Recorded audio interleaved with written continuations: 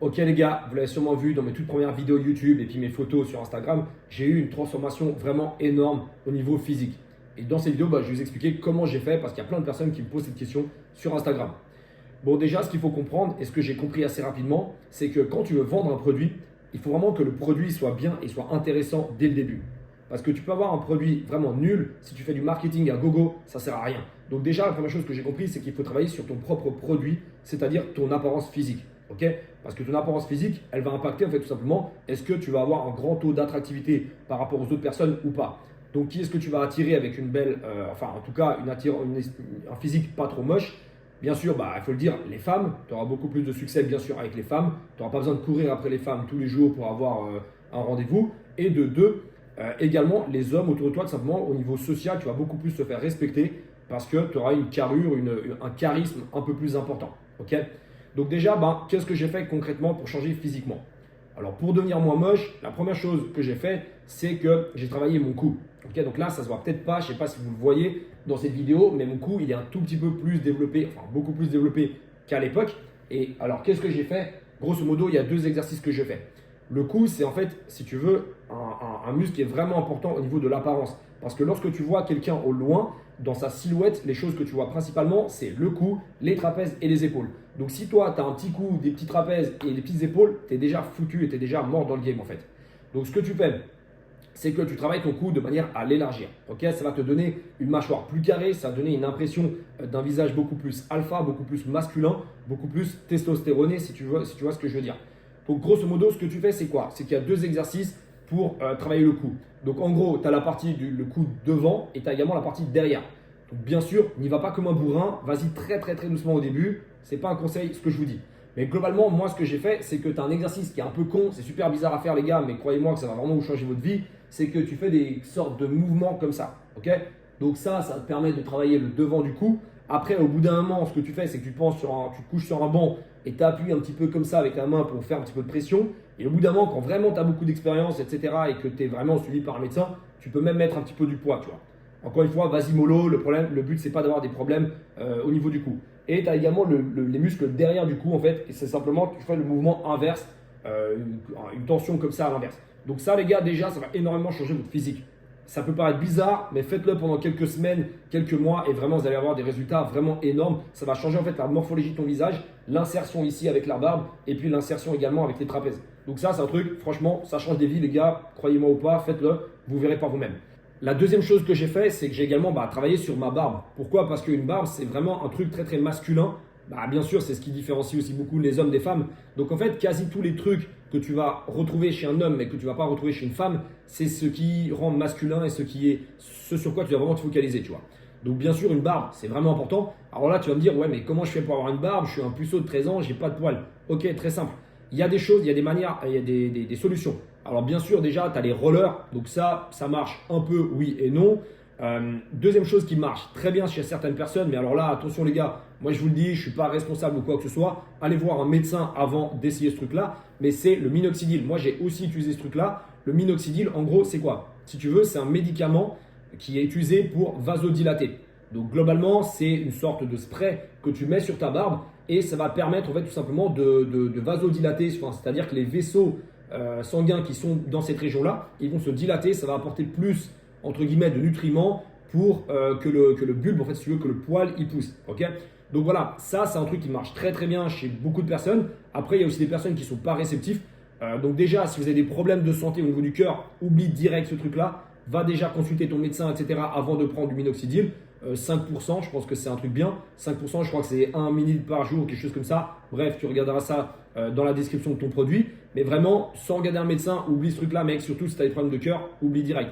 Donc oui, effectivement, minoxidil, ça peut marcher très bien. Je dirais que ça prendrait une horizon de temps de 5-6 mois pour avoir vraiment un très très bon résultat.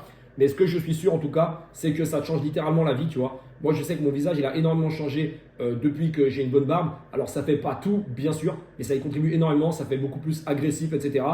Faut bien la tailler également, ça c'est important. Franchement, je ne vous cache pas, je n'ai pas pris l'effort de la tailler pour la vidéo, désolé. Mais vraiment, je ferai peut-être des vidéos par rapport à comment tailler la barbe. Je pense que je commence un petit peu à m'y connaître. La troisième chose que j'ai fait pour essayer de devenir petit à petit la meilleure version physique de moi-même, c'est ma tenue vestimentaire. Alors ça, je ne me rendais pas compte. Mes potes, ils me taillaient comme pas possible par rapport à ça. Mais j'étais H24 en costard en fait. Alors c'est cool, c'est sympa en fait lorsque tu as vraiment un charisme et du style. Mais quand tu es un putain de gringalet de 55 kilos et que tu n'as pas de barbe et que tu as un petit coup de je sais pas combien de centimètres et que tu n'as pas de trapèze, tu n'as rien, tu es juste hyper hagard, tu flottes dans ton costard et tu es super moche. Donc bon, le truc c'est quoi? C'est que mettre des costards c'est génial quand tu as déjà un produit, encore une fois, qui est déjà bien, tu vois. Donc ma tenue vestimentaire, j'ai clairement changé. Alors après, tu me diras, j'étais un peu obligé de m'habiller beau gosse, enfin en costard. J'ai travaillé dans la finance, etc. Donc bref, vous savez un petit peu mon passé pour les personnes qui savent tout ce que je fais par rapport au trading. Allez regarder les autres vidéos, vous comprendrez. Et en gros, ce que je veux dire par là, c'est que j'ai complètement changé ça. Je m'habille beaucoup plus en mode jeune. De 1, je respecte surtout le code de... Je m'habille beaucoup en noir, tu vois. Parce que là, je ne sais pas si ça se voit, j'ai un gros flash dans ma gueule, mais je suis assez bronzé. Je vais vous expliquer ça d'ailleurs dans un prochain point. Je suis un petit peu bronzé et en fait, c'est hyper bien lorsque je m'habille tout en noir. D'ailleurs, même si tu es blanc, franchement, habille-toi en full black. Tu t'habilles t-shirt noir ou suite noire, etc. Et alors, bon, là, j'ai pas, mais d'habitude, j'ai souvent une chaîne aussi. J'ai des bagues, alors je les change souvent les bagues. Je vous conseille des bagues en acier, ça fait un petit peu bad boy, c'est stylé. Donc, vraiment, habillé en full black, moi, je trouve que c'est vraiment un truc assez stylé. Par contre, les costards, les gars, si vous voulez tester les costards, faites gaffe. Ne testez pas des costards si vous n'avez jamais testé de costards. Faites-vous vraiment conseiller par un mec qui sait porter un sweat. Parce que si vous portez des costards et que vous n'avez aucun style, franchement, vous allez plus perdre de points qu'en gagner. Mais si vous voulez, je vous ferai d'autres vidéos également par rapport à comment est-ce que je pense que c'est cool de s'habiller par rapport à ça.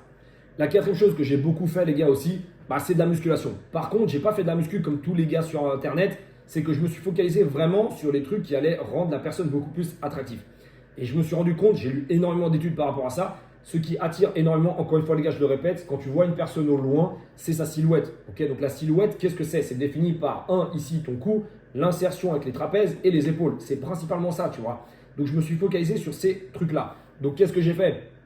J'ai travaillé à fond les trapèzes avec des shrugs, c'est-à-dire que tu prends un gros poids comme ça et que tu montes tout simplement les trapèzes de cette manière-là, avec vraiment beaucoup de poids. Il ne faut pas faire sa tapette et mettre 5 kilos. Il faut mettre beaucoup de poids, bien sûr, en contractant les abdos et le dos. Ça, c'est vraiment hyper important. Les trapèzes, je pense, c'est un muscle qui fait énormément masculin. D'ailleurs, je crois que les mecs qui se dopent à la testostérone, ils ont vraiment tous des trapèzes qui se développent de mal comme pas possible. Je me dope pas, les gars, je vous rassure. Mais vraiment, les trapèzes, c'est vraiment un truc hyper important. Donc, travaille sur tes trapèzes, tes épaules. Tu prends de la poulie ou tu prends des haltères et tu fais comme ça. Encore une fois, mets un max de poids. Fais pas ta tapette à mettre 2 kilos parce que là, tu vas juste aller trop lentement en fait. Donc, vraiment, encore une fois, je le répète, trapèze, épaules, le cou. Ça, c'est vraiment les muscles les plus importants, je pense. Bouffe beaucoup, mange énormément, d'accord? Si tu es maigre et que tu es ectomorphe, ou je sais plus comment on appelle cette morphologie, c'est ce que j'étais. Si tu es vraiment maigre de base, mange énormément, bois du lait, on s'en fout qu'il soit gras ou je sais pas quoi. Fais gaffe à ton cholestérol, hein, c'est pas ce que je te dis. Mais mange énormément, mange 4 ou 5 fois par jour, même s'il faut, pendant 6 mois, 1 an, et tu auras des résultats de malade mental. Ensuite, il y a d'autres muscles quand même qui sont importants. Le dos, moi j'ai remarqué que le dos, sur moi en tout cas, ça avait vraiment au niveau physique, ça donnait quand même pas mal parce que ça me rendait beaucoup plus large, tu vois. Surtout ces muscles-là, je crois qu'on appelle ça les deltoïdes ou je sais pas quoi. Ça, c'est vraiment des exercices qui sont pas mal. Bien sûr, tu as la machine comme ça, mais tu as également une machine où tu tires comme ça, là, je sais plus comment ça s'appelle, et tu gardes bien ton dos hyper droit. Ça fait vraiment, j'ai eu des résultats de malade mental. En termes de répétition, moi, ce que je fais, c'est que j'ai un programme assez spécial. Si vous voulez, je vous partagerai dans une vidéo YouTube ou alors sur Instagram, les gars, écrivez-moi. Mais je fais souvent entre 10 et 12 répétitions, tu vois. Je fais beaucoup de drop set aussi. Je ne sais pas si ça vous dit quelque chose, mais je vous expliquerai ça dans d'autres vidéos, pas de souci les gars. Par rapport aux cuisses, il y a des mecs qui vont dire ouais, mais est-ce que je dois travailler les jambes? C'est vite vu. De 1, si tu as des bonnes jambes génétiquement parlant, je dirais ne te focalise pas là-dessus, mec. Ne perds pas ton temps. Tu ne peux pas t'entraîner 7 fois par semaine non plus. Tu vois ce que je veux dire? Je ne m'entraîne pas beaucoup. Je m'entraîne, je crois, 3 fois par semaine. Donc, je n'ai pas le temps de faire tout le temps les jambes ou je sais pas quoi. Donc, si tu n'as pas énormément de temps, peut-être que tu es entrepreneur, tu es dans les cryptos ou je ne sais quoi, tu n'as pas énormément de temps à consacrer à la muscu. Concentre-toi sur les trucs qui vont t'apporter le plus de retours possible en une durée de temps courte. Donc voilà, si tu as des cuisses de merde, travaille-les. Si tu as des bonnes cuisses déjà, écoute, fais pas forcément ça. Et si tu as des cuisses vraiment petites, oui, fais quand même des squats, etc. C'est vraiment important pour pas avoir jambes de coq. Ok, prochain point. Un autre truc qui m'a énormément aidé, c'est le bronzage. Alors là, je l'ai un petit peu perdu. Je suis à Londres, donc il fait pas du tout beau, je vous cache pas. Je l'ai beaucoup perdu. Durant cet été, j'ai été bronzé pendant je sais pas combien de mois. Et durant toute l'année, en fait, je suis quasi tout le temps bronzé parce que j'essaye de voyager tout le temps, un petit peu au soleil, etc., Dubaï, etc. Donc c'est cool, ça aide énormément. Surtout si vous êtes entrepreneur en ligne, les gars, je pense que ça avait vraiment une opportunité de malade mental. Moi, voilà, je peux bosser avec mon ordinateur, mon téléphone et une connexion internet, donc c'est super cool. Dès que j'ai envie d'un petit peu de la plage, je prends mon billet et je pars au soleil et je travaille depuis là-bas et c'est assez cool. Donc le bronzage, en quoi est-ce que ça aide? Moi, mes potes, je leur dis à tous, les gars, devenez bronzés parce que ça attire énormément les gens autour de toi. Il y a un truc très bizarre, c'est psychologique, moi je suis persuadé de ça, c'est qu'en fait lorsque tu es bronzé ou que tu n'es pas bronzé, tu incarnes quelque chose. Tu sais, on est tous des incarnations de quelque chose sur Terre, tu vois. Et moi je pense que lorsque tu es bronzé, tu es un peu une incarnation de trucs positifs. C'est-à-dire, lorsque tu vois un mec un peu toi, hyper bronzé, tu vas dire quoi? Tu vas dire, ah putain, ce mec il allait à la plage, il y avait des cocotiers, il y avait des cocktails, il y avait... c'est comment dire, mais des gens des filles en bikini, etc. Je sais pas, tu vois, je veux dire, ça donne en fait inconsciemment une vision, tu vois. Tu sais qu'est-ce que ça représente un mec qui est bronzé. C'est des vibes positives, c'est l'été, c'est la musique, bref, tu vois ce que je veux dire, c'est une incarnation de quelque chose.